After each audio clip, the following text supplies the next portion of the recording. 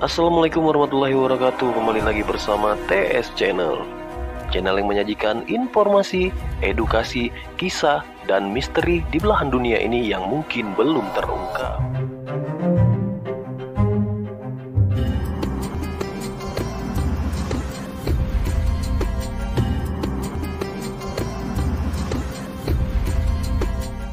Baik, Bapak Ibu Allah, versi yang saya dapatkan dari ceramah beliau langsung dengan ada videonya terlihat. Walaupun saya sudah bertemu berkali-kali dan saya tanyakan pun jawabannya sama. Jadi itu terjadi 2015. Nah, 2015 saat itu usia orang yang diduga Imam Mahdi ini usianya 35 tahun 2015.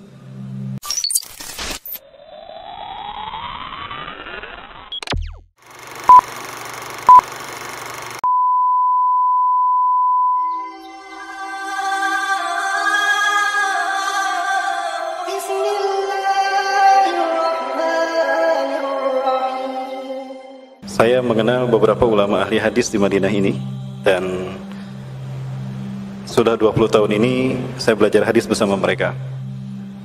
Namun beberapa tahun ini saya kemukakan bahwa saya bersahabat dengan seorang laki-laki, sudah sangat dekat sekali. Kami seolah-olah bersaudara bersama beliau karena saling mengenalnya kami dengan beliau, karena sudah lama kami bersahabat. Apa yang Ustaz sampaikan tentang sosok yang Ustaz sebut ciri-ciri Imam Mahdi, demi Allah ada pada beliau. Beliau namanya sama dengan nama yang disebutkan oleh Rasulullah SAW dalam hadisnya. Nah, kita tahu dalam sebuah hadis Rasulullah SAW pernah menyampaikan tentang Imam Mahdi. Nah, salah satu yang disampaikan oleh Rasulullah tentang hadis Imam Mahdi ini adalah Rasulullah SAW bersabda dalam hadis riwayat Imam Abu Dawud, ya, "Lau lam yabqa' minad dunya ila yaumun." Andaikan tidak tersisa dari dunia ini kecuali hanya satu hari saja, la tawallahu dzalikal yaum, maka Allah akan memanjangkan hari itu hatta yub'atsa fihi rajulun min ahli baiti, ya, sehingga diutus seorang laki-laki dari keturunanku, yuwati ismu ismi, namanya sama dengan namaku, Muhammad. Nama Rasulullah memang banyak, ada Muhammad, ada Ahmad, ada Yasin, ada Mustafa, ada Toha, namun lebih kepada nama yang familiar di telinga kita, yaitu Muhammad. Karena Rasulullah tidak memberikan takhsis tentang nama mana yang akan digunakan, maka kemungkinan besar adalah nama yang familiar di telinga kita, yaitu nama Muhammad. Kalaupun tidak Muhammad, Ahmad, ya. Yuwati ismu ismi, namanya sama dengan namaku. Wa ismu abi ismu abi, nama ayahnya sama dengan nama ayahku, Abdullah. Jadi kemungkinan nama beliau adalah Muhammad bin Abdullah. Yamlul ardu adlan wa qistan wa adlan, beliau akan memenuhi dunia ini dengan kesejahteraan dan keadilan, kama muliyat zulman wa jawran, sebagaimana sebelumnya penuh dengan kezaliman dan pembantaian, kezaliman di mana-mana. Nah, saking pentingnya kemunculan Imam Mahdi ini, sampai-sampai Rasulullah menyatakan, andaikan besok kiamat tinggal tersisa satu hari, maka hari itu akan dipanjangkan, sehingga Al-Mahdi ini hadir di tengah-tengah umat manusia. Karena kehadirannya adalah untuk membuktikan janji Allah kepada kita, yaitu Allah akan memenangkan Islam sebelum hari kiamat, ya, yang pernah disampaikan oleh Rasulullah SAW setelah sholat tahajud menjelang sholat subuh. Beliau qailulah. Di saat qailulah itulah Allah memberikan wahyu pada Rasulullah. Terbangun dengan wajah merah, Rasulullah bersabda, Allahumma hal balag, Allahumma hal balag, Allahumma hal balag. Ya Allah, bukankah telah aku sampaikan, ya Allah, bukankah telah aku sampaikan. Para sahabat terbangun lalu menghampiri Rasulullah, Umar bin Khattab, dan mengatakan, "Na'am ya Rasulullah, betul ya Rasulullah, Anda telah menyampaikan perintah Allah." Maka kemudian Rasulullah SAW bersabda, "Wallahi la yazharanna al-Islam hatta yarudal kufra ila mautini." Sungguh Islam akan zahir sehingga kekafiran akan kembali ke tempat asal mereka. Ya, sehingga ketika Islam zahir, maka apapun ideologi dan agama selain Islam itu akan kembali ke tempat asal mereka. Nah, baik. Nah, jadi kehadiran Imam Mahdi adalah untuk menggenapkan janji Rasulullah SAW tadi, atau janji Allah kepada kita. Baik. Nah, ini yang saya maksudkan terkait dengan beliau tadi. Nah, orang Indonesia yang ada di Madinah ini kemudian menyampaikan pada Ustaz kita ini, saya mengenal dekat beliau. Semua ciri-ciri yang ada pada beliau ada pada hadis Rasulullah SAW, atau sebaliknya. Ya. Nah, kemudian hal lain yang ingin saya juga bahas di sini, Rasulullah SAW menyebutkan kemunculan Imam Mahdi itu di saat kita mengalami kemarau panjang. sehingga kehadirannya menjadi karunia dari Allah, di mana Allah akan memberikan kita hujan sebagai Allah bentuk menghormatinya Allah kepada beliau. Nah, ini ada dalam hadis yang diriwayatkan oleh Imam Ahmad, hadis nomor 10.858. Ya, Imam Ahmad mengatakan bahwa Rasulullah SAW bersabda dari sahabat tertentu, "Ubasyirukum bil Mahdi."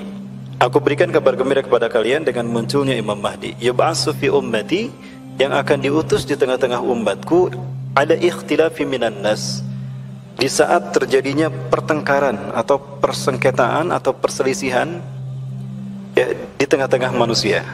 Wa zalazila, dan ketika banyaknya gempa bumi dan bencana-bencana alam.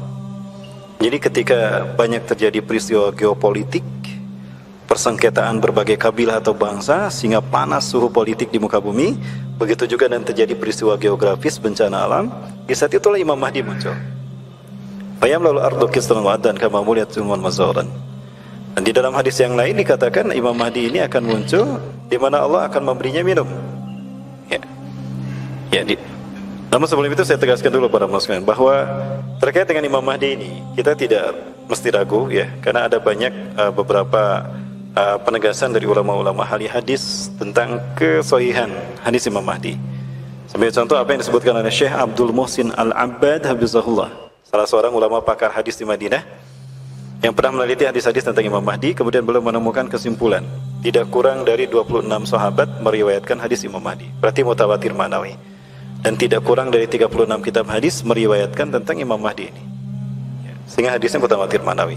Baik, salah satu hadis lain yang disebutkan adalah dari Abu Sa'id Al-Khudri ya, Rasulullah SAW menyatakan, yakhruju fi akhiri ummati al-Mahdi, akan keluar dari masa terakhir, dari masa akhir umatku, berarti di masa kita kemungkinannya ya. Al-Mahdiyu yaskihillahul gaza, Allah akan memberinya minum dengan diturunkannya hujan. Jadi turunnya hujan merupakan cara Allah menghormatinya dengan memberinya minum dengan hujan ini. Artinya bumi tadinya kering. Ketika bumi kering, sudah jarang hujan, maka Imam Mahdi datang, diutus oleh Allah Subhanahu wa taala. Wa tahdujul ardu nabatiha wa nahdurjul ardu nabataha, dan Allah memerintahkan bumi untuk menumbuhkan tanamannya. Maka tanaman yang tadinya kering tidak tumbuh ya, bumi kering tidak menumbuhkan tanaman, maka saat itu tumbuh tanaman, sehingga memberikan pertolongan kepada mereka yang tadinya kekeringan.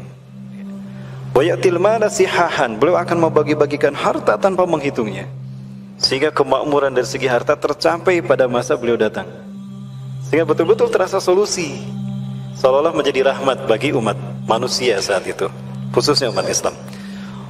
Wa taksurul masyiyah, keringnya bumi, berkurangnya tanaman dan rumput membuat banyak sekali peternakan yang gulung tikar, karena banyak ternak-ternak yang mati.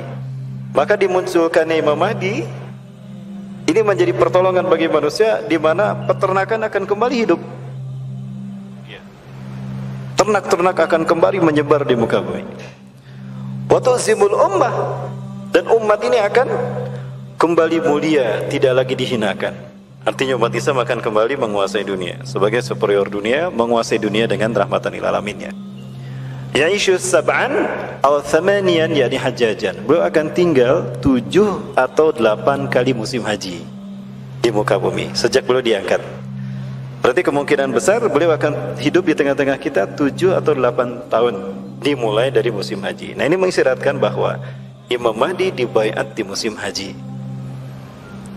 Baik, Bapak Ibu, nah, versi yang saya dapatkan dari ceramah beliau langsung dengan ada video beliaunya terlihat, walaupun saya sudah bertemu berkali-kali dan saya tanyakan pun jawabannya sama. Jadi itu terjadi 2015. Nah, 2015 saat itu usia orang yang diduga Imam Mahdi ini usianya 35 tahun 2015. Nah, sementara Rasulullah SAW menyatakan bahwa Imam Mahdi ini, ada satu nas mengatakan ya, yab'atsullahu al-Mahdi ya kaba'asyani Allahu nabiyan, yab'atsullahu mahdiyan kama ba'asyani Allahu nabiyan. Allah mengutusnya sebagaimana aku diutus usia 40 tahun. Ya, Al-Mahdi ini diutus di usia 40 tahun sebagaimana Rasulullah itu menjadi Nabi dan Rasul 40 tahun. Kalau benar orang ini Imam Mahdi, sebagaimana tadi dikatakan oleh orang Indonesia ini, seluruh ciri-ciri Imam Mahdi ada pada orang ini. Dan orang ini menolak untuk dibayat menjadi Imam Mahdi. Ciri Imam Mahdi yang asli itu memang menolak. Biasanya yang ori itu menolak, yang KW minta dibayat, minta diakui, ya seperti itu. Nah, baik, ya, seperti apa memang ciri-ciri yang disampaikan oleh Imam Mahdi tentang Imam Mahdi ini? Ya, kita bahas di sini. Ibu saya perdalam. Ya, ini ciri-ciri Imam Mahdi secara fisik, ya. Hadis dari Ummu Salamah radhiyallahu anha, beliau pernah mendengar Rasulullah bersabda, "Al-Mahdi min utsrati min waladi Fatimah." Al-Mahdi dari keturunanku, utsrah garis keturunan nasabku, kata Rasulullah. Min waladi Fatimah, dari keturunan Fatimah, ya dari Al-Hasan. Suatu hari Rasulullah dan Ali bin Abi Thalib berjalan pulang dari satu tempat, dari satu keperluan. Hasan Husain menyebut mereka berdua. Al-Hasan lari ke arah Rasulullah, Al-Husain lari ke arah Ali bin Abi Thalib. Maka kemudian Rasulullah memeluk dan menggendong Al-Hasan sambil mengelus-ngelus punggung Al-Hasan. "Hai Ali, ini putra kita Al-Hasan. Dari sulbinya akan lahir seseorang di akhir zaman nanti, laki-laki yang sama dengan namaku, sama dari segi akhlak dan tidak sama dari segi fisiknya denganku. Dia akan memenuhi dunia dengan keadilan dan kesejahteraan sebagaimana dunia ini penuh sebelumnya dengan pembantaian, kesemena-menaan dan kezaliman." Dan ditegaskan dalam hadis itu bahwa itu keturunan Al-Hasan, bukan Al-Husain sebagaimana klaim orang-orang Syiah.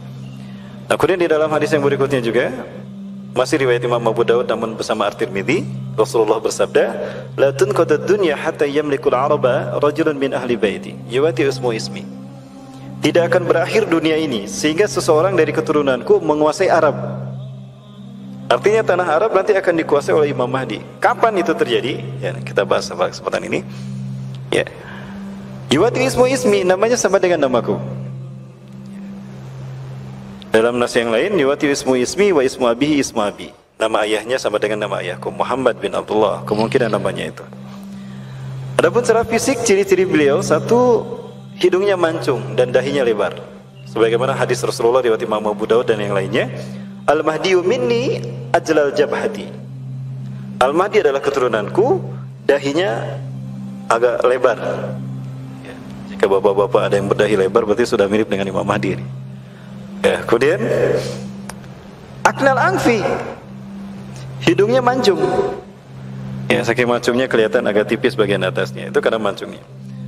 Ya, yamlul arda qistan wa adlan. Beliau akan memenuhi dunia ini dengan keadilan dan dengan kesejahteraan dan keadilan, kama muliyat jawran wa zulman. Sebagaimana sebelumnya penuh dengan kezaliman. Yamliku sab'a sinin. Beliau akan memimpin menjadi khalifah selama 7 tahun. Ada riwayat yang lain 7 sampai 9 tahun. Fayamkusu fil ardi sab'ata sanawat, thamaniyata sanawat atau tis'ata sanawat. Dia akan memimpin 7 tahun, 8 tahun atau 9 tahun. Jadi kemungkinan 7 sampai 9 tahun. Nah, kemudian ciri-ciri fisik yang lain. As-Sulami menyebutkan pada kitabnya Uqadud Durar sejumlah asar yang memaparkan tambahan ciri-ciri khusus pada Imam Mahdi. Yang pertama, Afrika Sanaya. Gigi depannya itu agak renggang. Gigi depan bagian atas itu agak renggang, agak sedikit menjauh. Bariqat Sanaya, gigi putih dan cemerlang keputih-putihan. Kalau beliau tersenyum, terlihat dari giginya itu cahaya keputihan dan cemerlang. Kemudian dari ciri-ciri fisik, launul Arabi. Warna kulitnya warna kulit orang Arab. Hitamnya hitam orang Arab, bukan hitam orang Afrika. Nyaris hampir sama dengan kita Asia, agak kecoklat-coklatan. Wal jismu Israeli. Fisiknya fisik orang Israel. Orang Israel tidak seperti orang Eropa yang tinggi-tinggi. Ya, orang Israel ini agak mirip dengan kita. Hampir sama, cuma agak tinggi sedikit. Ya. Syabun marbu'. Adapun Imam Mahdi, syabun marbu', tinggi tidak, pendek pun tidak. Ya, artinya sekelas kita lah. Nah, baik, kemudian ciri-ciri lain lagi. Hasanul wajhi, tampan wajahnya. Wajahnya memancarkan cahaya seakan-akan bintang yang cemerlang. Kathul lihyati, lebat jenggotnya. Ya, tidak seperti rambut orang-orang Afrika. Jenggot beliau itu lebat dan agak panjang. Kemudian pada sebuah asar disebutkan bahwa jenggotnya berwarna hitam. Aswadu fi khaddihi al-aymani khad. Di pipi kanannya ada tai lalat.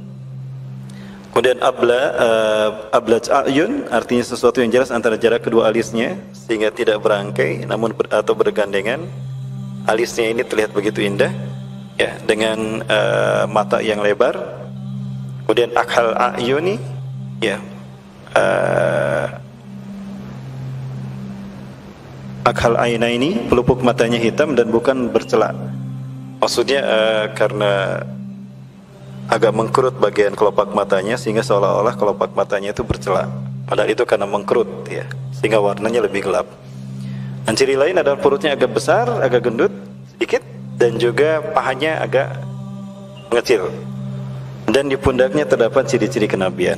Nah, ini ciri-ciri fisik. Dan yang terakhir terkait dengan Imam Mahdi ini dikatakan minna alladhi yusalli Isa ibn Maryam khalfah. Dari keturunanku, dari keturunan kami, kata Rasulullah, akan sholat di belakangnya Isa bin Maryam. Artinya nanti ketika Isa bin Maryam turun, Imam Mahdi menjadi imam sholat. Di mana sholatnya? Beliau akan sholat berjamaah bersama Nabi Isa alaihissalam di Masjid Umawi. Lihat, karena ini Masjid Umawi di daerah sini, daerah Aleppo, Sarkia, Damaskus, masjid yang bermenara putih. Ya.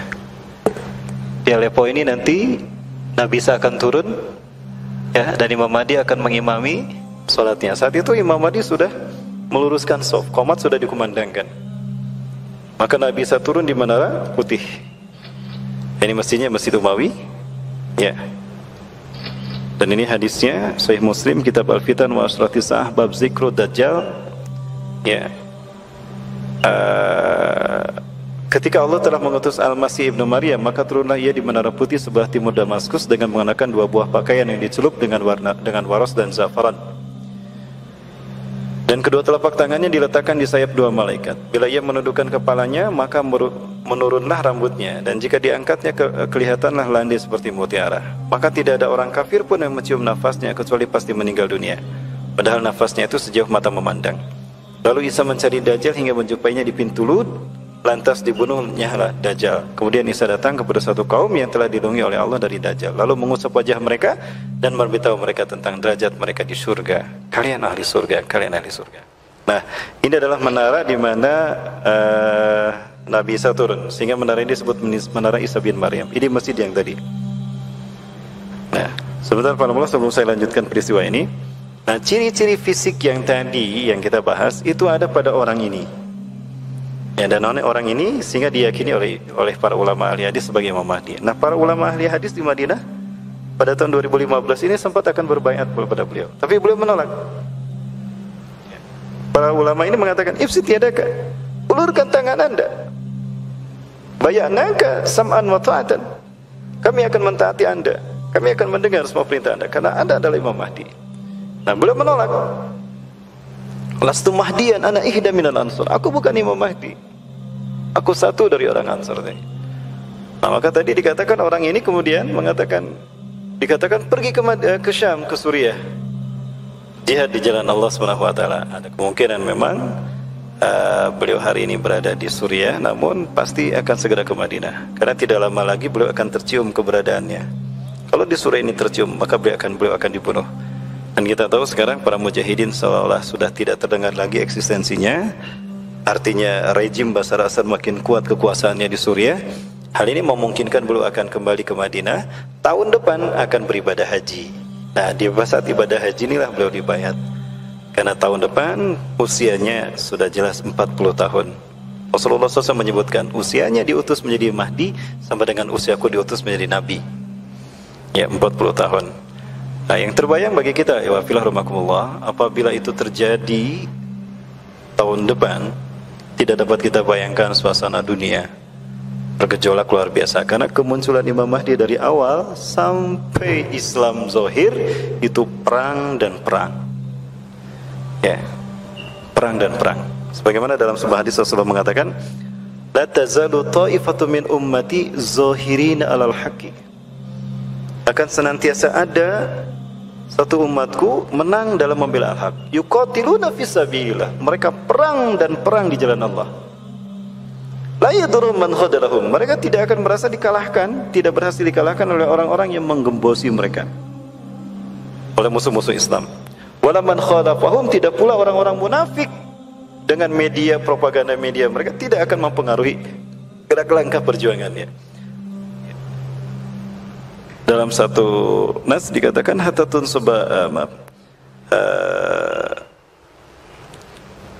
hatta nazala Isa bin Maryam, sampai turunnya Isa bin Maryam. Jadi sampai turunnya Nabi Isa, beliau tidak pernah lepas dari peperangan dalam membela Islam. Nah, perang apa saja yang akan terjadi? Yang menarik disebutkan dalam hadis Rasulullah bahwa ternyata perang pertama kali yang beliau lakukan adalah perang melawan Jazirah Arab. Innakum tagzuna jaziratil Arab, satagzuna jaziratil Arab, wa yaftahuha Allah. Sungguh kalian akan berperang dengan Jazirah Arab, akan memerangi Jazirah Arab, dan Allah akan memenangkannya untuk kalian. Ternyata perang pertama Imam Mahdi yang Imam Mahdi lakukan bukan melawan Amerika, bukan melawan Israel, bukan melawan Iran, tapi justru melawan Jazirah Arab. Karena pada saat itu Jazirah Arab dipimpin oleh raja-raja yang munafik, di mana mereka loyal kepada musuh-musuh Islam dan mereka tidak bercinta dan tidak berkasih sayang, tidak bersahabat dengan negeri-negeri Islam. Kita bisa melihat bagaimana realitas hari ini, ya, negara-negara Arab mereka lebih loyal kepada Barat ketimbang pada umat Islam sendiri. Bahkan sampai Palestina sendiri tidak suka kepada para pemimpin Arab. Nah, makanya perang terjadi adalah perang yang pertama kali melawan Jazirah Arab. Saat itu ketika Imam Mahdi akan dibaiat, diceritakan ada 7 ulama. Mana 7 ulama dunia ini mereka berkumpul berdoa kepada Allah. Dalam doanya mereka membaca dengan keras di hadapan Ka'bah, mereka berdoa pasca selesai ibadah haji. Ya Allah, tolonglah negara kami, turunkan pertolongan-Mu ya Rabbi. Kami hamba-hamba-Mu yang dizolimi oleh penguasa negara-negara kami. Maka segeralah utus kepada kami Al-Mahdi yang Kau janjikan lewat lisan Rasulullah SAW.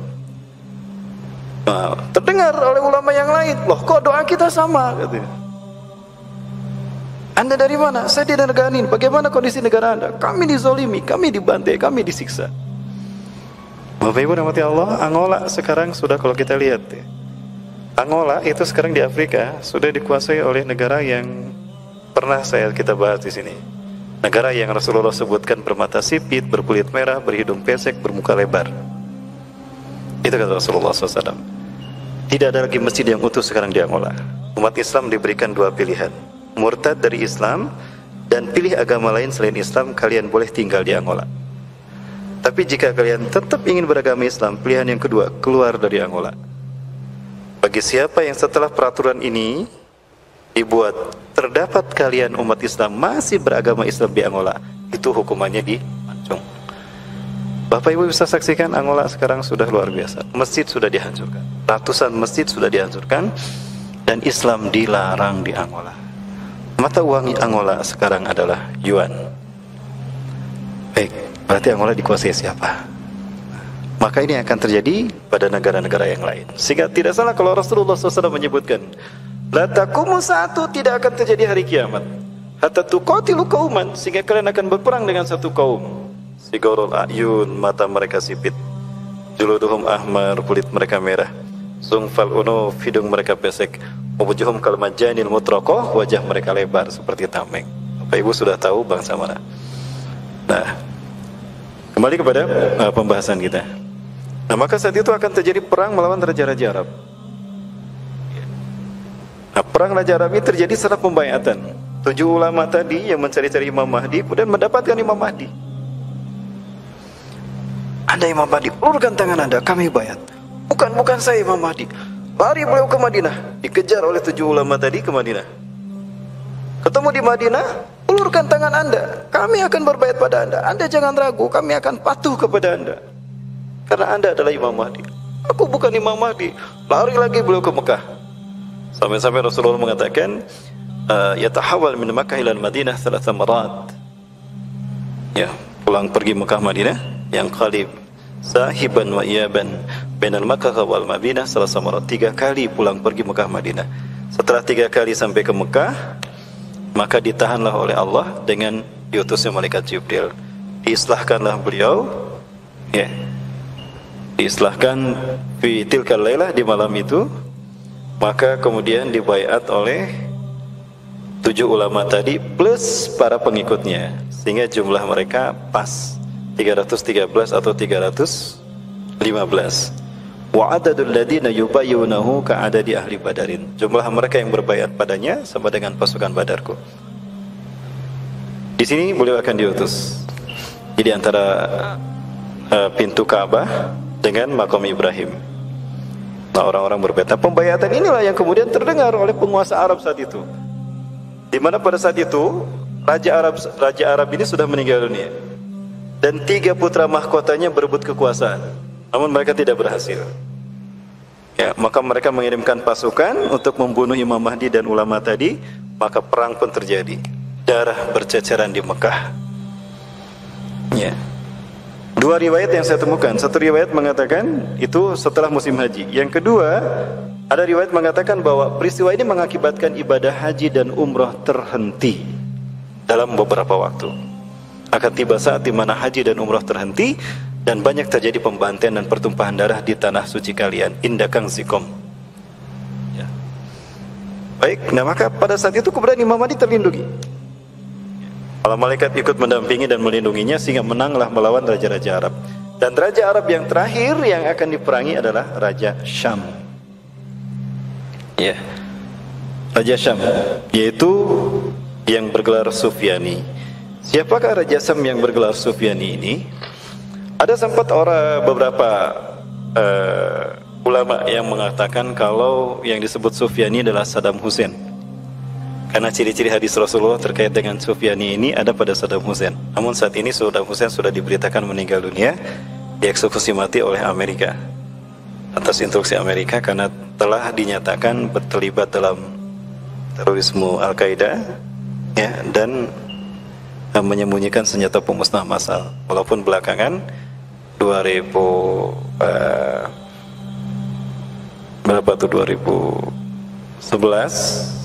dinyatakan kalau Saddam Hussein tidak terlibat, dan pemerintah Amerika mengatakan meminta maaf karena telah salah menyatakan Saddam Hussein punya senjata pemusnah massal. Cukup minta maaf. Sementara Saddam Hussein sudah dieksekusi mati, ribuan masjid dihancurkan, kaum muslimin dibantai ribuan. Bukan sarang teroris yang mereka hancurkan, tapi masjid. Dan bukan teroris yang mereka bunuh, tapi warga sipil.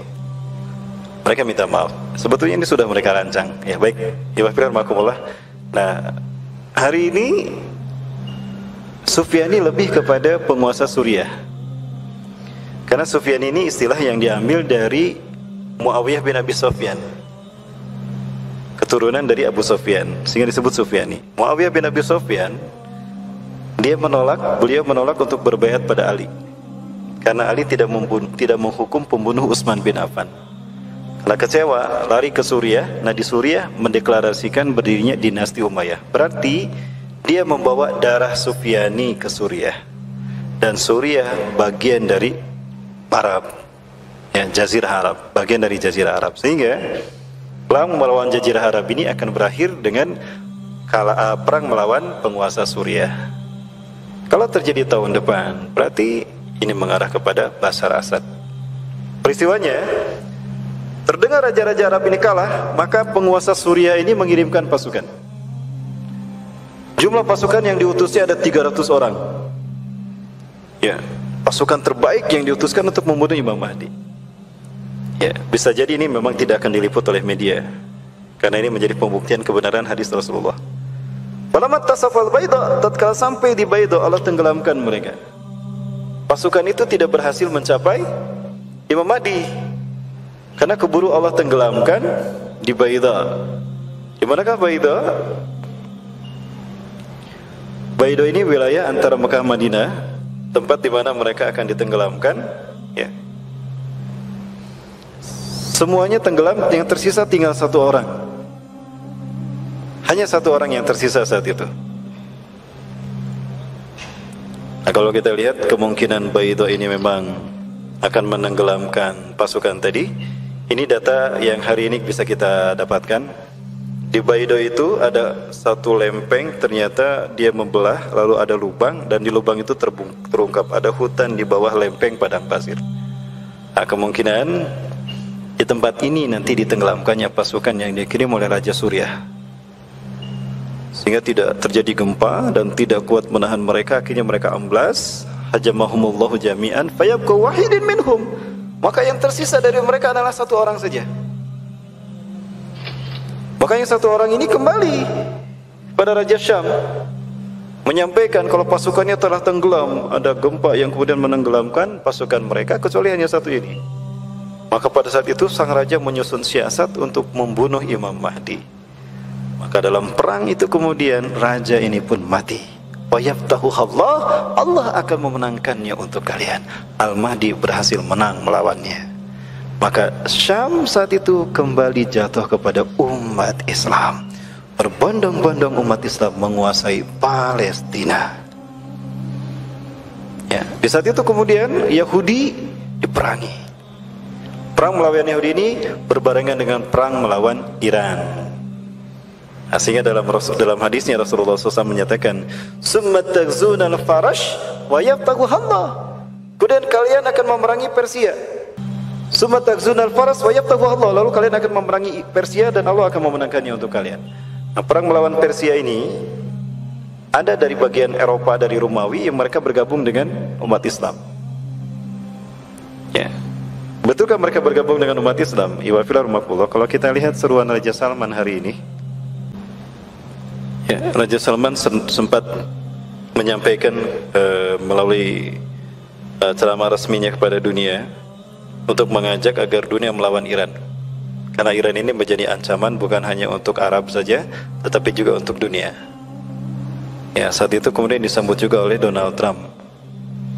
Ya, Donald Trump kemudian mengajak NATO juga untuk sama-sama bergabung dan menyambut seruan daripada seruan dari Raja Salman.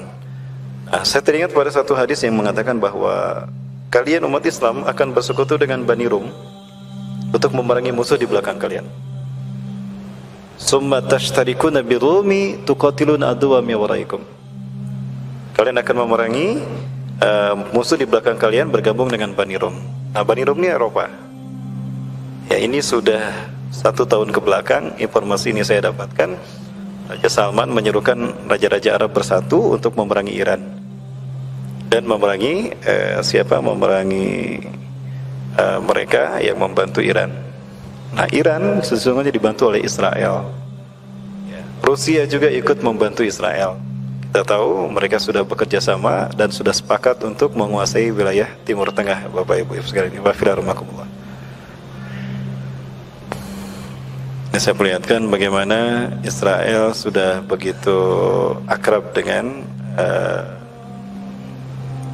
Iran dan juga sudah siap untuk saling membantu dalam perang yang akan terjadi menimpa mereka. Ini saya perlihatkan bagaimana kemesraan Rusia dengan raja-raja Arab. Perjanjian konflik Suriah di tahun sejak 2011 sampai tahun-tahun ini, itu ternyata ada peran serta sumbangsi dari Bashar Assad, sumbangsi dari sumbangsi dari Vladimir Putin, di mana Vladimir Putin ini memiliki keinginan untuk menciptakan Rusia Raya. Maka dia bekerjasama dengan Suriah dengan syarat mendapatkan imbalan akses minyak, dan itu disepakati oleh Bashar Assad. Ya, ternyata bukan hanya Bashar Assad yang diajak untuk bekerja sama, juga Mesir. Ya, sepakat untuk bekerja sama dengan Vladimir Putin, tapi dengan barter mutualisme. Minta dikuatkan agar posisi Abdul Fattah As-Sisi makin kuat berhadapan dengan Ikhwanul Muslimin. Ya, karena Ikhwanul Muslimin ini masih merupakan kekuatan yang ditakutkan oleh penguasa Mesir hari ini. Maka itu pun dibuat kesepakatan dengan Vladimir Putin. Setelah itu dia menjalin kerjasama dengan Israel untuk menjawab adanya tantangan dari Raja Arab memerangi Iran yang kemudian disambut oleh Donald Trump, dan NATO pun ikut akan terlibat. Ini akan memicu terjadinya perang-perang luar biasa. Nah, Bapak Ibu dirahmati Allah, maka kemungkinan musuh di belakang kalian yang akan diperangi ketika kalian bersekutu dengan Eropa adalah Iran. Ketika Iran diperangi, berarti Israel akan juga diperangi, Rusia juga akan diperangi, dan Suriah pun akan diperangi. Nyambung dengan perang Arab. Luar biasa. Nah, kalau kita lihat urutan-urutan tadi seperti itu. Ini fakta, Israel dengan Rusia, Israel dengan Iran, itu sangat akrab sekali. Kalau saya tidak akan membahas ini ya, Pak Nambolo. Ini tidak saya bahas, dan ini juga tidak saya bahas ya. Baik, yang jelas bagi kita, Di mana ada Iran, di situ ada Israel. Di mana ada Zionis, di situ ada Syiah. Baik, kembali kepada peristiwa tadi Bapak Ibu yang dirahmati Allah. Jadi peristiwa-peristiwa besar akan menimpa kita umat Islam dunia, yang saat ini pun sudah terlihat mengarah ke arah itu. Ya. Ada satu hal yang menarik terkait dengan peristiwa dunia, geopolitik dunia. Yang pertama, Gina Haspel, dia direktur CIA, menyatakan dalam ceramah resminya meminta maaf kepada Usamah bin Laden dan keluarga Usamah bin Laden kalau mereka telah keliru, bahwa ternyata Usamah bin Laden tidak terlibat dalam kasus hancurnya WTC. Dia atas nama Amerika menyatakan siap memberikan ganti rugi kepada Usamah bin Laden atas kesalahannya ini. Dari segi materi, ya, kalau kita lihat ganti ruginya berapa? Gara-gara fitnah itu Irak dibantai, Afghanistan dibantai, masjid dihancurkan. Silakan dirikan kembali masjid-masjid. Dan yang paling penting, kembalikan kembali nyawa dari saudara-saudara kami yang dibantai. Bisakah Amerika melakukan itu? Tentu tidak bisa. Artinya harus ada hukuman yang setimpal yang harus diterima Amerika. Ketika mereka membantai Palestina, membantai Afghanistan dan juga Irak atas nama terorisme. Ya. Kemudian yang lainnya yang menarik, dan ini mengarah kepada perang tadi, PBB memutuskan untuk membagi dua Palestina, ya, membagi dua Palestina dengan satu solusi demi menyelesaikan konflik Israel-Palestina. Kalau kita lihat dari West Bank tepi barat ke arah kanan, itu akan bertemu sampai ke Ramallah. Nah, itu akan menjadi wilayah Palestina dengan ibu kotanya Ramallah. Dan kalau di tepi barat ke kiri, itu akan sampai ke Old City, ke Yerusalem, ya, kita menyebutnya Al-Quds. Itu akan menjadi wilayah Israel, ibu kotanya Yerusalem. Keputusan ini tentu menyakitkan kita. Kenapa? Kalau ini diterima, maka Yerusalem akan mereka kuasai. Artinya Masjidil Aqsa sah ada di wilayah Israel. Maka dengan mudah Israel akan menghancurkan Masjidil Aqsa. Ini yang akan memicu terjadinya perang antara Imam Mahdi melawan Israel. Ini Bapak-Bapak, karena Rasulullah menyebutkan akan dijaga oleh pasukan kaum muslimin, sehingga pasukan terbaik dunia akan memasukinya tanpa ada satu negeri pun yang mengalahkannya. Sehingga panji hitam itu hatatun sobabi Ilya ditancapkan di Yerusalem, di Al-Quds, di Masjidil Aqsa. Kemudian Rasulullah berkata kepada Ibnu Hawalah Al-Azdi, kalau itu sudah terjadi, kamu melihat panji hitam berkebar di bumi Al-Quds, itu pertanda kiamat lebih dekat kepadamu ketimbang kepala dengan pundakmu ini, hai Ibnu Hawalah. Nah, sampainya bendera itu ke Palestina, maksudnya ke Masjidil Aqsa, itu tanda kemenangan umat Islam atas seluruh fitnah di muka bumi, termasuk fitnah Dajjal. Hal ini menunjukkan kehancuran Israel sangat dekat dengan kemunculan Dajjal. Pertanyaannya, kapan Israel ini akan hancur? Allah Subhanahu wa taala memutuskan kehancuran Israel dalam satu surat yang secara detail, ya. Surat Al-Isra ayat ke-4 sampai ayat ke-8 dan 104. Sayang sekali kalau kita bahas tema ini waktunya tidak akan cukup Bapak Ibu rahmati Allah, ya. Namun insya Allah akan kita lanjutkan di pertemuan yang akan datang. Sudah jam 1, ya Bapak Ibu sekalian. Insya Allah pembahasan kita berikutnya, kita akan membahas tentang menghitung angka kehancuran Israel. Kapan Israel ini akan hancur? Apakah itu akan terjadi di tahun 2022 sebagaimana pandangan dari seorang syekh, ya, dari asal Malaysia, dari Palestina. Saya perlihatkan ada satu buku yang ditulis oleh syekh ini, Bapak Ibu sekalian. Beliau bernama Dr. Bassam Nahajarar. Beliau telah membuat buku, sebetulnya itu tulisan beliau ketika di pengasingan beliau di Lebanon. Dan beliau membuat buku tentang analisa kehancuran Israel. Sekali lagi itu adalah analisa beliau sendiri. Nah, ini bukunya. Buku ini sudah tidak lagi dicetak di beberapa penerbitan di seluruh Indonesia ya. Saya cari di beberapa tempat tidak ada, terutama di Bandung ya. Di dalam buku ini dibahas tentang analisa kehancuran Israel yang intinya disebutkan bahwa Israel ini akan hancur 2022. 2022 bertepatan dengan 1443. Dan jika Israel hancur berarti tidak ada lagi pasukan yang atau negara yang bisa mendirikan singgasana bagi Dajjal. Artinya Dajjal halus keluar sendiri. Maka itu memicu keluarnya Dajjal. Sayati ilaikum Dajjal wa yattabi'unahu sab'una alaf al-yahud mi wadi Isfahan ala jabhatil faras. Dajjal akan datang, ya akan keluar diikuti oleh 70.000 pasukannya dari lembah Isfahan Iran, orang-orang Yahudi Iran menggunakan jubah Persia. Nah ini membuktikan Israel dengan Iran itu sama 11-12. Artinya ketika Imam Mahdi memerangi Iran, berarti Israel pun diperangi. Apakah itu akan terjadi sampai 2022? Wallahu a'lam bishawab. Bagaimana lanjutannya?